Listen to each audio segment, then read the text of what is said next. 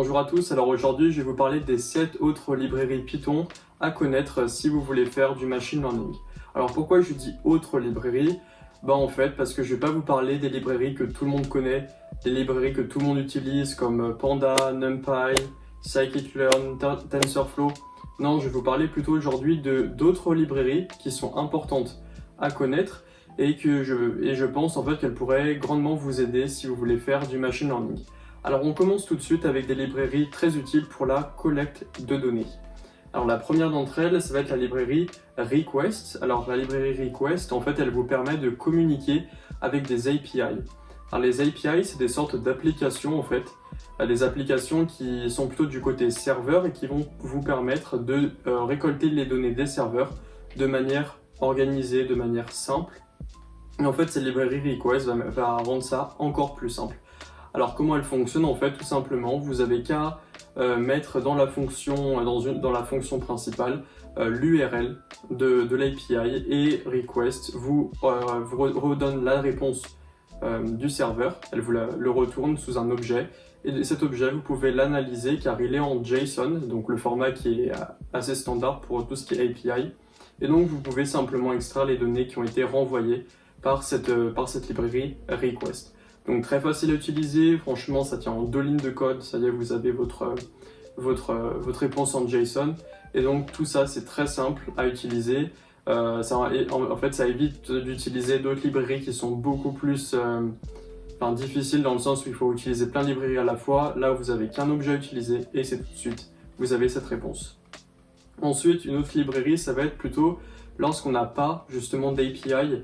Et c'est ce qu'on va utiliser, ça va être Scrapy. Alors Scrapy c'est pour scraper ou scraper plutôt les données qui sont sur des sites web. Donc c'est pas mal utilisé par exemple si on veut extraire le contenu d'articles, de journaux, par exemple le titre, la description.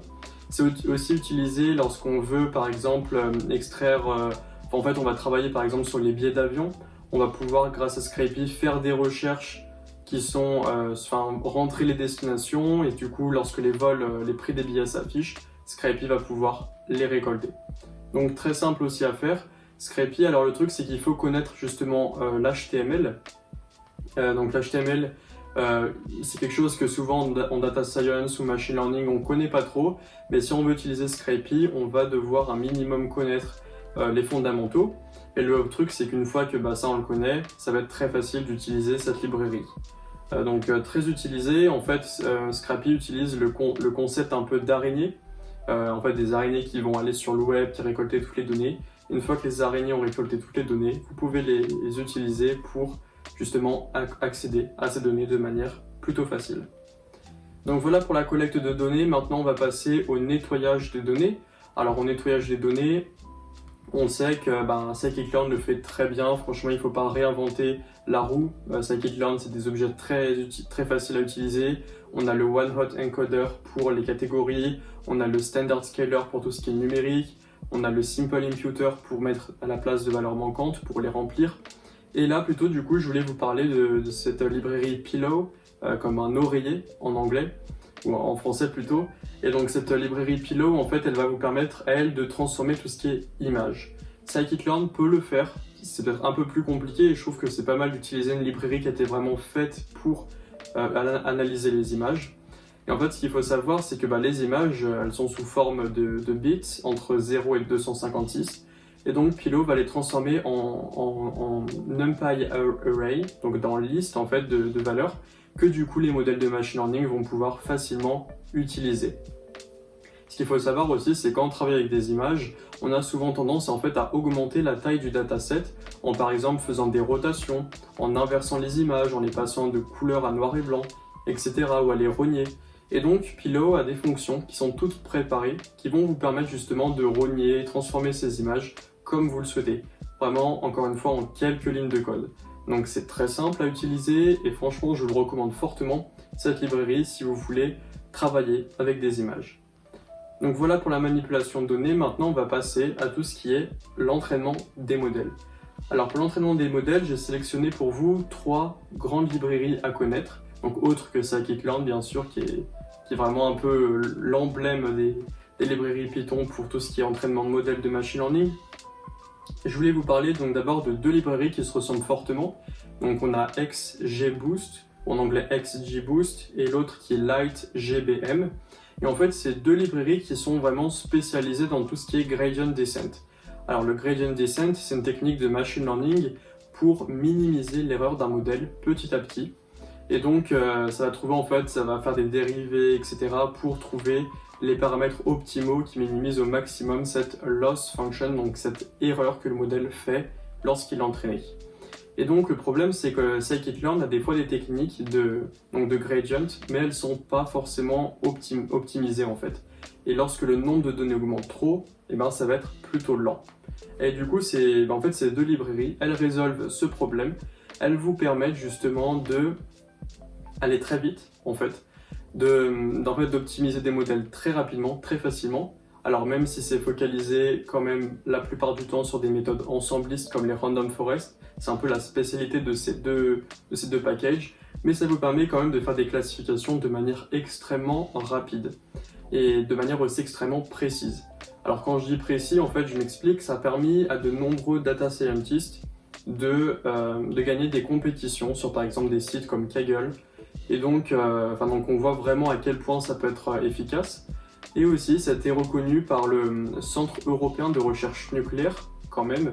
Ils ont utilisé ces packages pour analyser des pétabytes de données, donc des données vraiment énormes, gigantesques. Et donc, ils ont utilisé ces deux outils-là, et ils ont dit vraiment c'est les outils les meilleurs en termes de rapidité et de précision. Donc, si vous voulez utiliser des méthodes pour faire de la classification, qui changeraient des méthodes que scikit-learn propose, je vous recommande grandement ces deux packages, XGBoost et LightGBM. Le troisième package dans l'entraînement de modèles, ce serait le package PyTorch. Alors pour ceux qui font du deep learning, je pense que la plupart d'entre vous le connaissent. Pour ceux qui n'en font pas encore du deep learning, je vous invite à justement découvrir ce package PyTorch. Alors en deep learning, donc tout ce qui est réseaux neuronaux, on a tendance souvent à utiliser donc par exemple TensorFlow, puis après Keras. Mais le problème, c'est que c'est assez difficile à comprendre, difficile à entraîner, il y a plein de petits réglages à faire. On peut vraiment vite être perdu.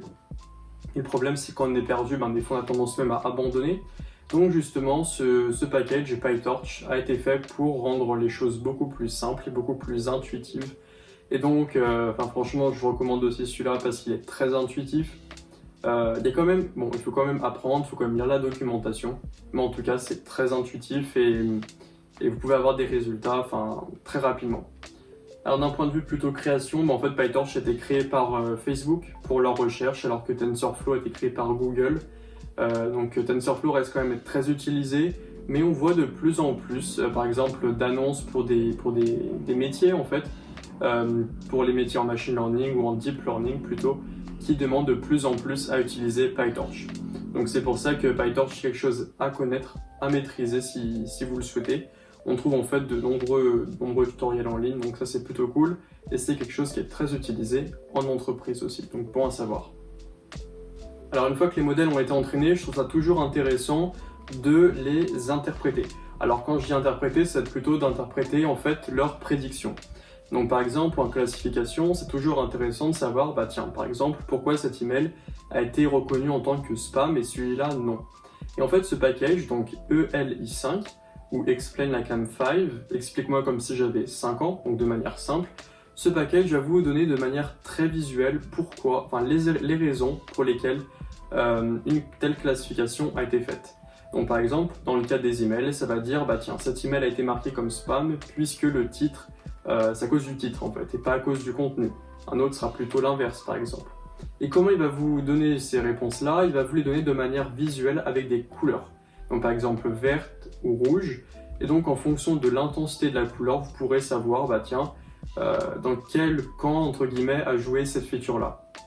Donc c'est quelque chose de très puissant, et ce package, ce qui est cool, c'est qu'on peut l'utiliser avec un grand nombre de modèles. Vous pouvez l'utiliser avec les modèles de scikit-learn, les modèles de XGBoost et LightGBM dont j'ai parlé plus tôt. Enfin bref, plein de modèles différents. En fait, la plupart des modèles que vous allez utiliser, vous pourrez les analyser avec ELI5. C'est aussi un package qui est utilisé principalement en classification, mais aussi en analyse de texte. Alors quand je dis analyse de texte, ça va vous permettre par exemple d'identifier les mots-clés qui ont permis une prédiction. Et donc vous pourrez ensuite savoir, tiens, ces mots-clés, on n'arrive pas trop à les repérer, donc ça veut dire qu'il faut peut-être entraîner les modèles plus là-dessus. Enfin bref, en fait, ça va vous permettre vraiment de débugger le modèle en comprenant concrètement pourquoi ils n'arrivent pas à faire leur bonne prédiction. Donc c'est vraiment utile en entreprise, surtout parce que du coup, les modèles de machine learning, ils ont un peu cet aspect de boîte noire, on ne sait pas trop comment ça fonctionne, et donc plusieurs managers peuvent être assez sceptiques en fait de votre utilisation de ces modèles. Et donc grâce à ce package, vous pourrez leur expliquer concrètement, tiens, mon modèle, il a fait cette prédiction parce que ça. Et donc là, le manager va pouvoir comprendre l'intérêt de vos modèles, et aussi vous, ça va vous permettre justement de savoir les expliquer, de comprendre et aussi de savoir répondre justement quand on challenge un peu vos modèles, vous pourrez justement apporter les preuves de leur performance. Donc voilà pour ce package qui est très utilisé et qui est très utile, mais aussi qui est quand même relativement utilisé en entreprise aussi. Une fois qu'on y a goûté, qu'on le teste, on l'utilise de plus en plus. Donc voilà pour cette vidéo. Dans cette vidéo, on a vu 7 autres librairies Python qui sont très utiles pour le machine learning.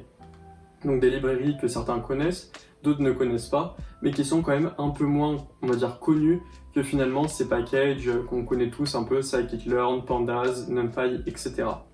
Donc vous pouvez retrouver dans la description tous les liens des documentations pour ces packages-là, comme ça vous pouvez les lire, les découvrir un peu plus.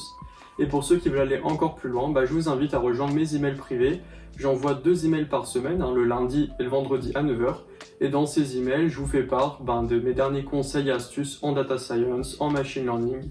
Je décrypte aussi un peu l'actualité, les dernières tendances en machine learning et en data science pour vous permettre justement d'être toujours au courant de l'actualité. Bien sûr aussi, je vous invite à liker la vidéo, à vous abonner et à commenter. N'hésitez pas à me faire part de contenu que vous aimeriez voir, c'est toujours utile pour la chaîne et pour moi. Ça me permet d'adapter mes contenus en fonction de vos besoins. Et donc voilà, j'espère vraiment que la vidéo vous a été utile et on se retrouve tout de suite dans mes emails privés.